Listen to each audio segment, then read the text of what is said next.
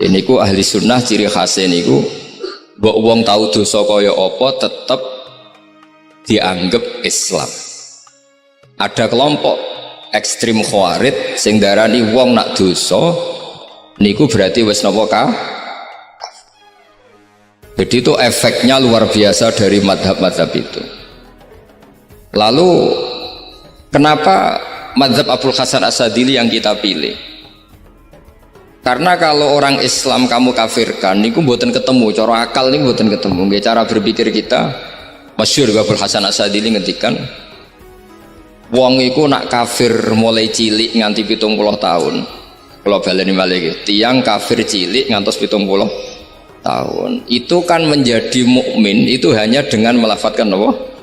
Syahadat la ilaha illallah Muhammadur Rasulullah. Niku hadhil kalimat satu ini. Kalimat syahadah niku saged ngilangi kekafiran 70 tahun. Artinya kalimat ini adalah kalimatun dakhala fihal kafiru al-islam atau kalimatun sara bihal kafiru musliman. Ini ngaji rileks, ini tanamkan di hati.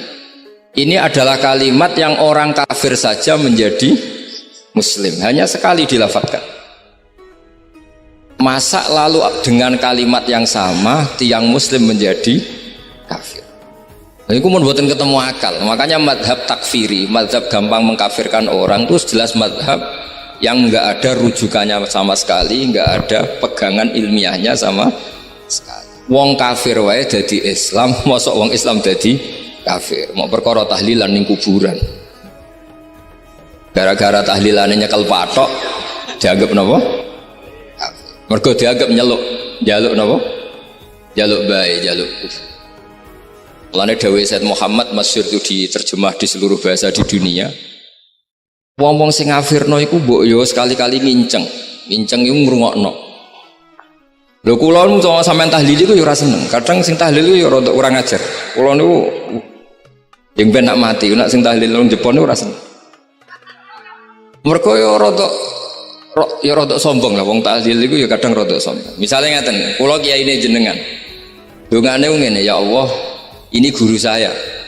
Ingkana muhsinan fazid fi ihsani. Kalau dia baik, itu ya tambahlah kebaikannya. Mosok murid muni gurune baik itu kalau itu itu kan ngenyek uang.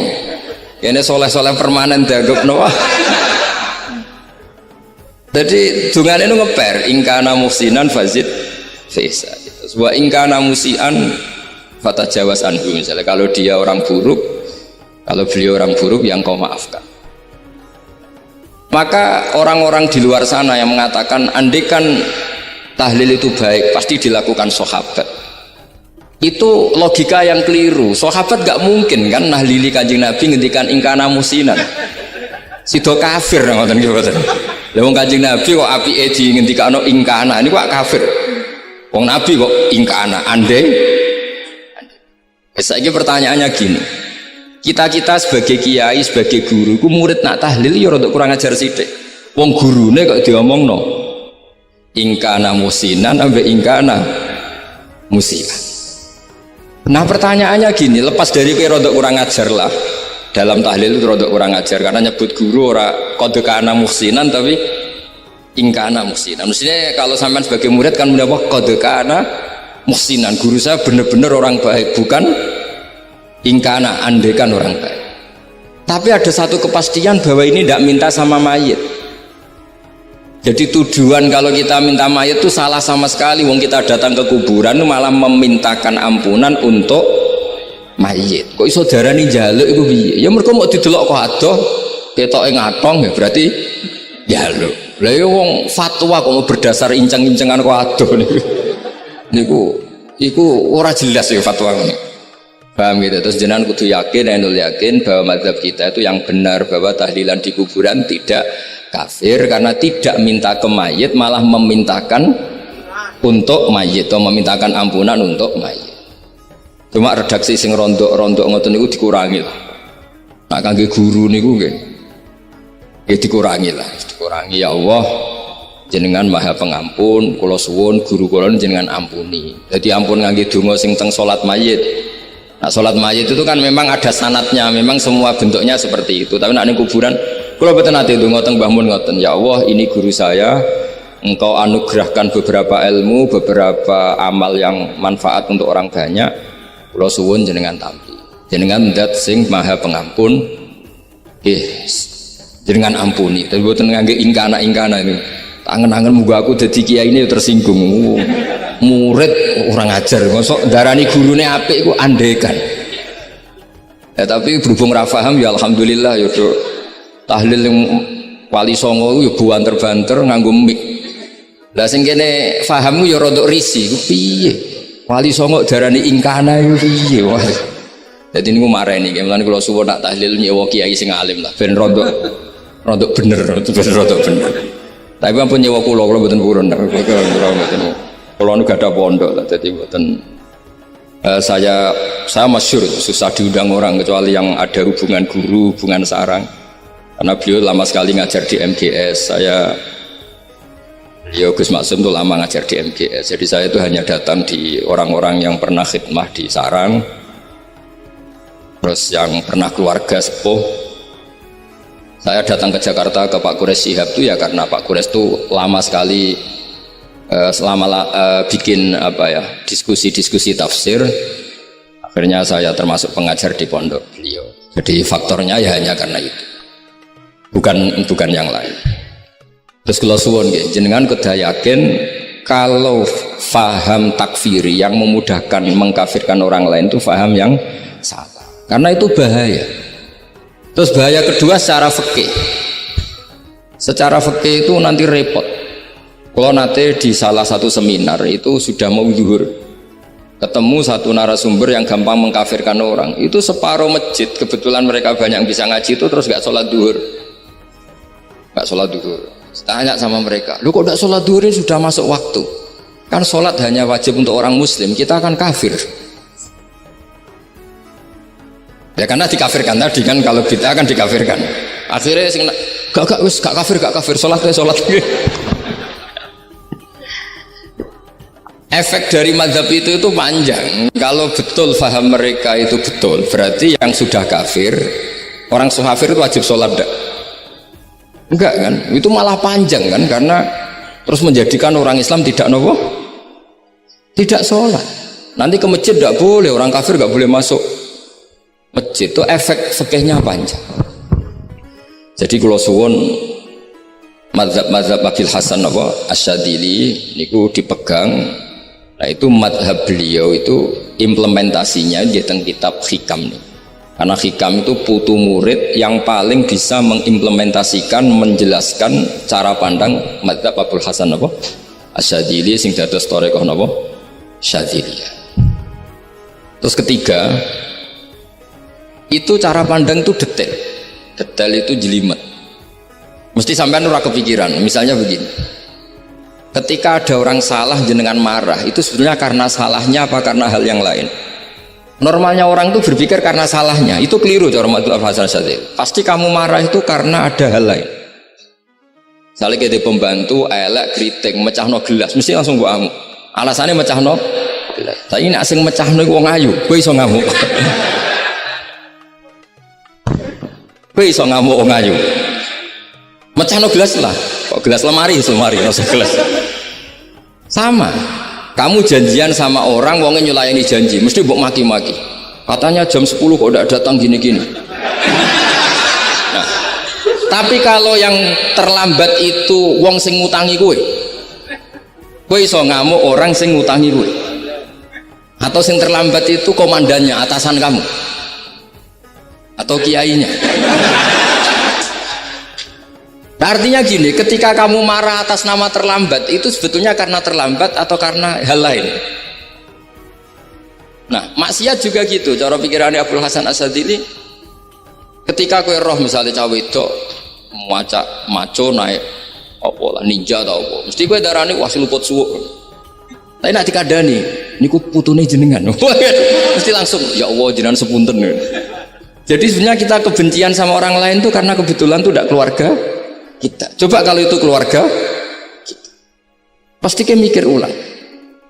Gue gedeng wong ra salat, Mesti sebabnya dua. Satu tidak sholat, dua kebetulan itu tidak anak kamu.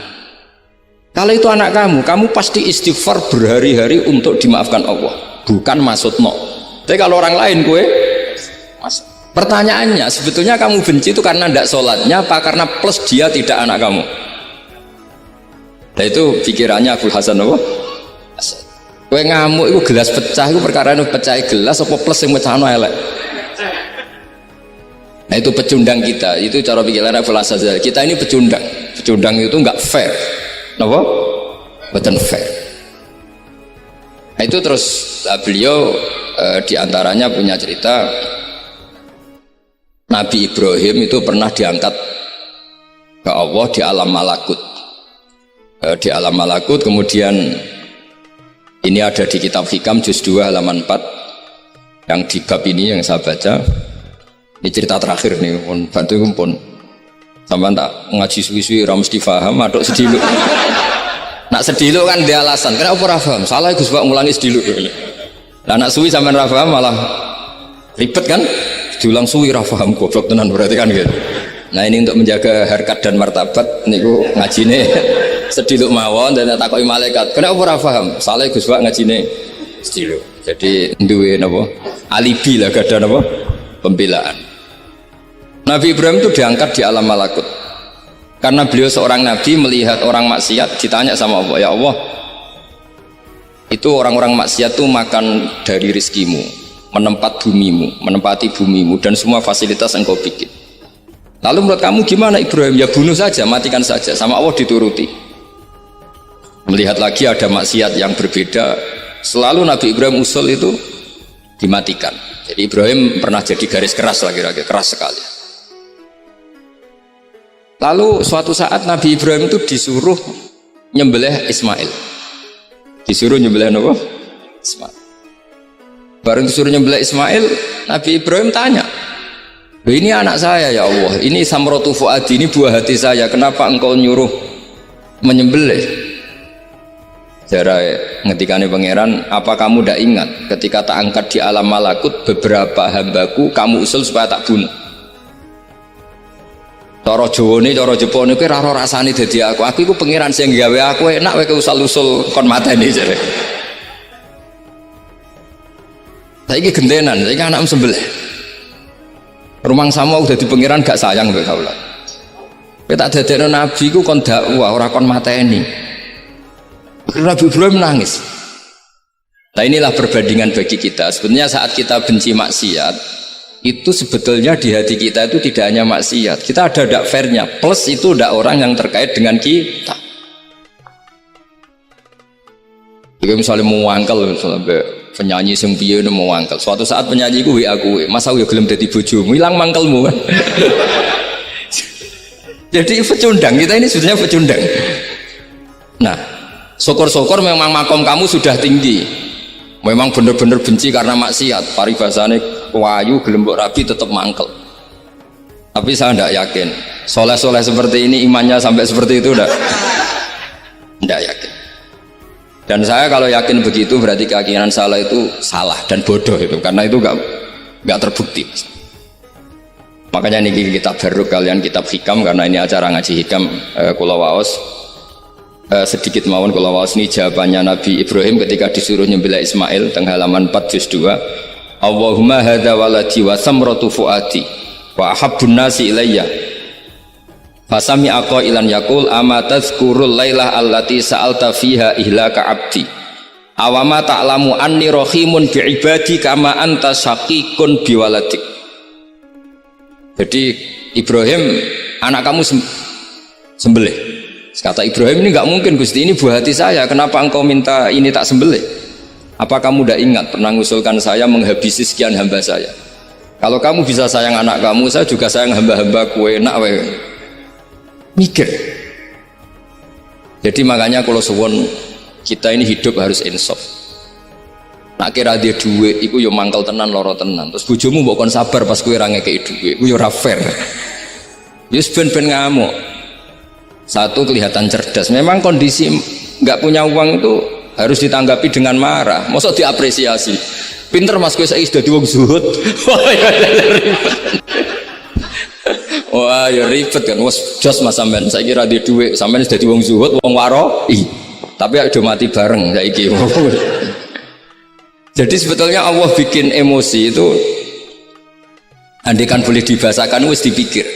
Walau la daf'uhin nasa ba'dhum bi ba'dil lafasadatil ardh. Jadi bumi ini sebaiknya itu diisi dengan sekian perbedaan. Tapi tidak konflik, perbedaan dengan konflik itu beda.